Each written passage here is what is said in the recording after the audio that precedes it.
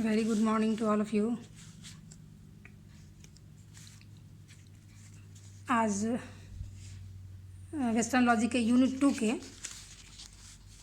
Square of opposition पर हम लोग आते हैं। हाँ, इसके पढ़ाई शुरू करते हैं। ठीक,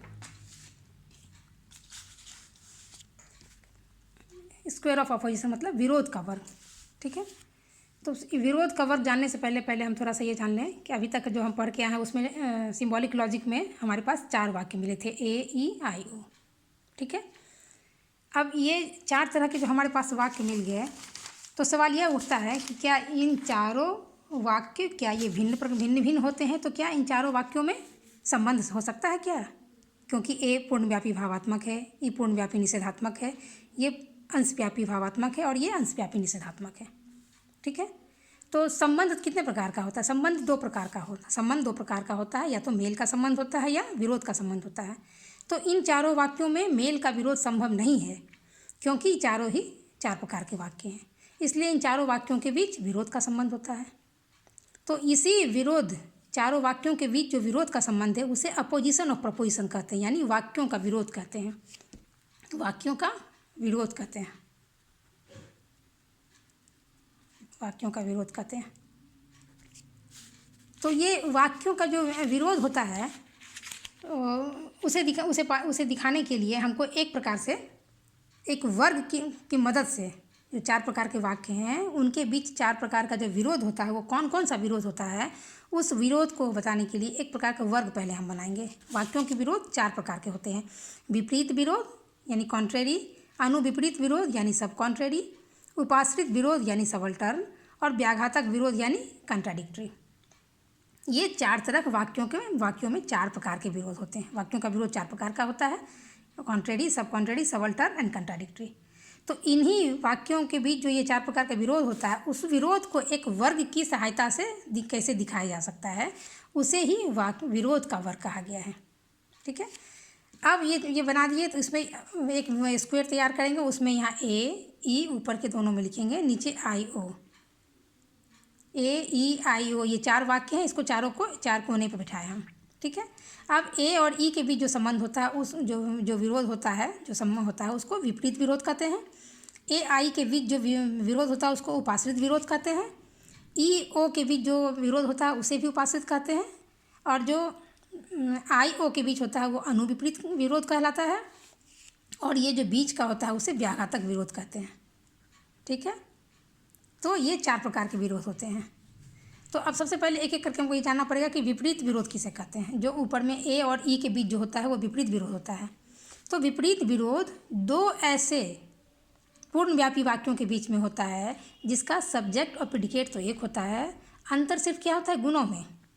क्योंकि A वाक्य अफर्मेटिव होता है जबकि E वाक्य निषेधात्मक होता है, क्योंकि E में नो लगा होता है, आप जानते हैं, और A ऑल होता है। तो एक अफर्मेटिव एक निगेटिव हो गया, जबकि वाक्य दोनों ही पूर्णव्यापी वाक्य हैं। ठीक है, अब इसको एक एग्जाम्पल से यदि समझना होगा तो ऐसे समझेंगे। देखिए कि पहला विपरीत विरोध A या E के बीच होता है। ठीक है, तो एग्जाम्पल हम पहला का ले लिए, ऑल मैन आर हैप्पी, ये वाक्य हो गया। अब इसका विरोध हम जानते हैं, वर्ग में देख लेंगे कि A का E में बनता है, तो E में बना दिए। Contrary, no man are happy, यहाँ देख लिए सब्जेक्ट वही है, प्रेडिकेट वही है, दोनों ही क्या है, दोनों ही वाक्य क्या है, अफर्मेटिव है। अंतर मात्रा, दोनों ही वाक्य में मात्रा एक है, ये ऑल को डिनोट करता है, ये भी ऑल को। अंतर सिर्फ क्या है, ये एक अफर्मेटिव और ये एक निगेटिव है। हो गया। एग्जाम्पल A का E में बना देंगे कॉन्ट्रेरी, और E का A में बन गया। नो मैन आर हैप्पी, इसका E है, E वाक्य E का A में बन गया, ऑल मैन आर हैप्पी। ठीक, अब चले आइए अनुविपरीत, दूसरा। ये जो दूसरा अनुविपरीत विरोध है उसको देखिए। अनुविपरीत विरोध I और O के बीच होता है, या O I के बीच।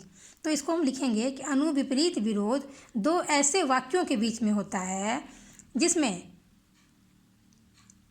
मात्रा एक ही होता है, लेकिन अंतर इसमें भी गुणों का होता है, क्योंकि ये भी अंशव्यापी वाक्य है और O भी अंशव्यापी वाक्य है, लेकिन अंतर क्या है, एक अफर्मेटिव और दूसरा निगेटिव है। ठीक है, अब इसको भी एक एग्जाम्पल से हम देखें। अनुविपरीत विरोध, ये I, O के बीच होता है या O, I के बीच। ठीक है। अब देखिए एक एग्जाम्पल ले लें आई वाक्य, पहले आई का ओ में बनता आई वाक्य, सम मैन आर ऑनेस्ट। तो सम मैन आर ऑनेस्ट इसका ओ में हम बना दिए, क्योंकि हम जान रहे हैं कि आई का ओ में बनता है वो वर्ग के हिसाब से। और सम मैन आर ऑनेस्ट, तो सब्जेक्ट और प्रिडिकेट दोनों एक ही है, ठीक है। मात्रा भी दोनों का एक है, क्योंकि ये भी सम को डिनोट कर रहा है और ये भी सम को डिनोट कर रहा है। अंतर सिर्फ क्या हो गया, एक पूर्ण अंशव्यापी भावात्मक वाक्य अफर्मेटिव हो गया, तो दूसरा अंशव्यापी निषेधात्मक वाक्य हो गया। तो दोनों वाक्यों में विरोध हो गया। आप देख रहे हैं। अब ओ का भी आई में, इसी तरह ओ का भी आई में बना लीजिए, ओ का भी आई में बना के देखिए। ये हो गया सम मैन आर नॉट ऑनेस्ट, ठीक उल्टा हो गया इसका, आई में बनाइए सम मैन आर ऑनेस्ट। दोनों का एस एंड पी एक ही है, अंतर क्या है, ये क्या हो गया, दोनों मात्रा दोनों का एक है, क्योंकि दोनों अंशव्यापी है। अंतर से दोनों में गुणों में हो गया, एक अफर्मेटिव हो गया, दूसरा निगेटिव हो गया। अब आ जाइए सबल्टर्न। सबल्टर्न कौन सा हो गया भाग, सबल्टर्न ये वाक्य ये जो वर्ग है उसमें सबल्टर्न का ये पोजीशन होता है। सबल्टर्न क्या होता है, ए और आई के बीच होता है, या आई ए के बीच, या फिर ई ओ के बीच, या फिर ओ ई के बीच। ये 4 तरह के सबल्टर्न के वाक्य बनेंगे। जैसे ये आएगा कि सबल्टर्न बनाइए, ये तो आप ए का आई में बना देंगे या आई का ए में। और उसके बाद ये आ सकता है कि उपाश्रित विरोध किसे कहते हैं, तो उसको आप समझिए। उपाश्रित विरोध दो ऐसे पूर्णव्यापी एवं अंशव्यापी वाक्यों के बीच में होता है, क्योंकि ये पूर्णव्यापी होता है ए और ये अंशव्यापी होता है।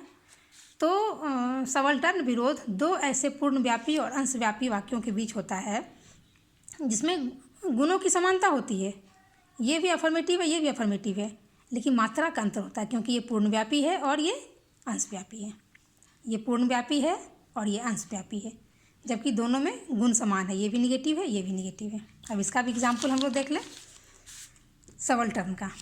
ए आई में, आई का ए में, ई का ओ में, ओ का ई में, ठीक है। अब ये देखिए एक एग्जाम्पल हम ले लिए, ए का आई में बनता है। तो ए पहले वाक्य बना है, ऑल मैन आर रिच। अब इसका सबल्टर्न तुरंत यहाँ सबल्टर्न लिख देना पड़ेगा, सबल्टर्न, ठीक है। यहाँ पे कॉन्ट्रेरी लिखना पड़ेगा, कॉन्ट्रेरी, यहाँ भी कॉन्ट्रेरी, यहाँ विपरीत लिख दिए हम, ये हो गया। अब ये देखिए कि ए वाक्य ले लिए ऑल मैन आर रिच, इसका आई में बन जाएगा सम मैन आर रिच। अब इसमें क्या है, इसमें देखिए कि दो ऐसे वाक्य हो गया, या तो दोनों अफर्मेटिव है, मात्रा का अंतर हो गया दोनों में, क्योंकि ये ऑल को बता रहा है, ये सम को बता रहा है, ठीक है। मात्रा का अंतर हो गया, गुण दोनों का समान है, ये भी अफर्मेटिव है, ये अफर्मेटिव है। और ई ओ में बन रहा है, तो देखिए दोनों का गुण समान है, क्योंकि यहाँ भी निगेटिव है, ये भी निगेटिव है, गुणों की समानता है। अंतर क्या हो गया दोनों में, ये एस भी वही है, पी भी वही है, इसका भी एस वही है, पी भी वही है, गुण की समानता है, मात्रा का अंतर हो गया। यहाँ पे नो सबों के लिए कह रहा है, पूरे मनुष्य जाति के लिए कोई ईमानदार नहीं है, और ये कह रहा है कि कुछ सम मैन आर ऑनेस्ट, ये सम को डोनेट कर रहा है। तो ये जैसे ही देखेंगे एग्जाम्पल वैसे समझ में आ जाएगा। अब हमारे बीच बच गया व्याघातक विरोध। तो व्याघातक विरोध किसको कहते हैं, तो व्याघातक विरोध जो है ए और ओ के बीच होता है, या ओ ए के बीच, या फिर ई आई के बीच, फिर आई ई के बीच। तो व्याघातक विरोध किसे कहते हैं, व्याघातक विरोध दो ऐसे पूर्णव्यापी एवं अंशव्यापी वाक्यों के बीच में होता है जिसका उद्देश्य और विधेय तो एक ही है। क्या होता है, व्याघातक विरोध दो ऐसे पूर्णव्यापी एवं अंशव्यापी वाक्यों के बीच में होता है जिसका उद्देश्य और विधेय तो एक ही होता है, लेकिन अंतर क्या होता है, अंतर गुण और मात्रा दोनों में होता है। क्योंकि देखिए ए वाक्य अफर्मेटिव है, ओ वाक्य निगेटिव, ई वाक्य निगेटिव है, आई वाक्य अफर्मेटिव, तो अंतर क्या हो गया, गुण और मात्रा दोनों में हो गया। तो उसका भी एक एग्जाम्पल आप हम देख सकते हैं, कंट्राडिक्टरी वाक्य, कंट्राडिक्टरी यानी व्याघातक विरोध। इसका एग्जाम्पल लीजिए। तो व्याघातक विरोध किसमें होता है, आप अभी देखिए। इसमें व्याघातक विरोध ए ओ के बीच में होता है, ए ओ में होता है, या फिर ओ का ए में होता है, या फिर ई आई और आई ई में होता है, ई का आई और आई का ई में होता है। हम यही देख रहे हैं, एक अफर्मेटिव है, एक निगेटिव है, एक निगेटिव है, एक अफर्मेटिव है।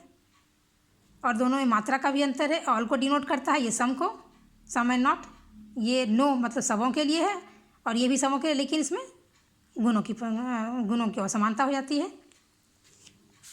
तो अब ने ये करना पड़ेगा। अभी तो क्या देखे हम कि व्याघातक विरोध दो ऐसे पूर्णव्यापी एवं अंशव्यापी वाक्यों के बीच में होता है जिसका उद्देश्य और विधेय एक ही होता है।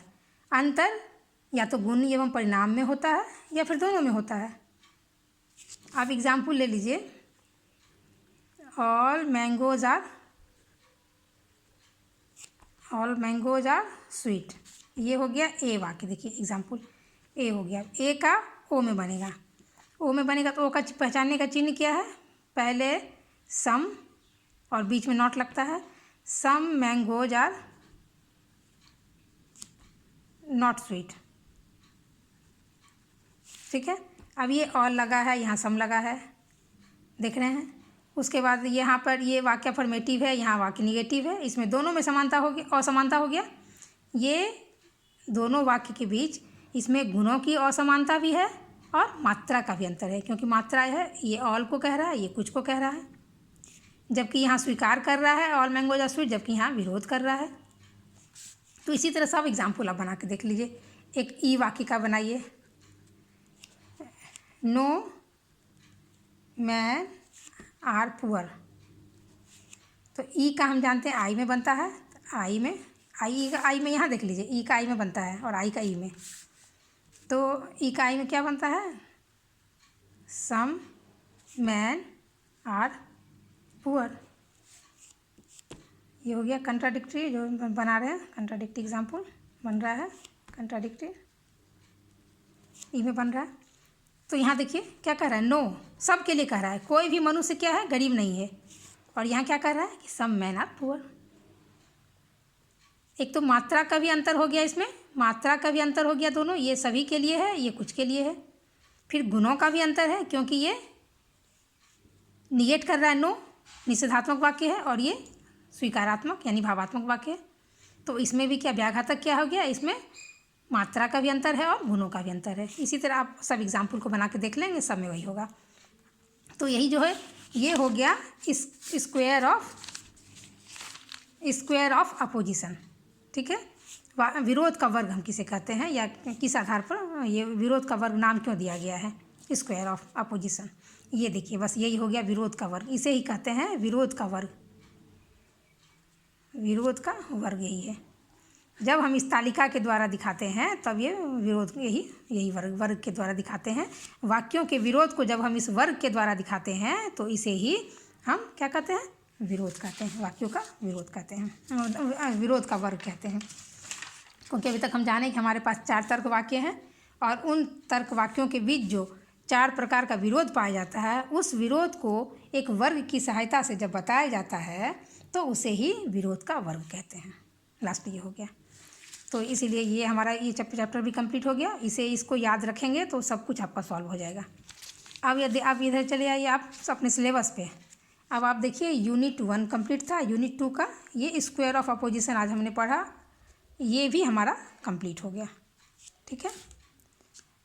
अब ये यूनिट 3 को हम छोड़ेंगे क्योंकि इसमें जो कुछ शॉर्ट और लॉन्ग क्वेश्चन आंसर थे वो हमने आप लोगों को कुछ बता दिया था, कुछ व्हाट्सअप किया है, समूचा हो गया है। इसको हम बाद में देखेंगे। इम्पॉर्टेंट ज़्यादा ये है क्योंकि एग्जामिनेशन में यूनिट 4 और यूनिट 5 जो है ये दोनों ज़्यादा इंपॉर्टेंट, क्योंकि ये भी मैथमेटिकल है। यदि इसको बनाना सीख जाइएगा तो आपको 100 में 80 मार्क्स तो श्योर है, इसमें निश्चित रूप से इसमें से आएंगे। तो हम लोग जो नेक्स्ट क्लास हम लोग मंडे से करेंगे उसमें ट्रूथ एंड वैलिडिटी, सत्यता और वैधता पे हम लोग चले आएंगे। सत्यता और वैधता हालांकि हमने पढ़ा है, ये प्रपोजिशन और आर्गूमेंट को पढ़ते हुए ये हमने बताया है कि प्रपोजिशन आर्गूमेंट वैलिड इनवैलिड होता है, जबकि प्रपोजिशन सत्य और असत्य होता है। तो इसको हम लोग शॉर्ट में देखेंगे, फिर इस सब पे चले आएंगे, ठीक है। तो आज का ये क्लास आपका समाप्त होता है और इसको आप लोगों ने समझ लिया होगा। यदि जहाँ कहीं कोई दिक्कत नज़र आए तो व्हाट्सएप पे आप हमसे पूछ सकते हैं या फिर व्हाट्सएप कॉल या कुछ भी कॉल करके आप हमसे अपने डाउट क्लियर कर लेंगे। Okay, thank you.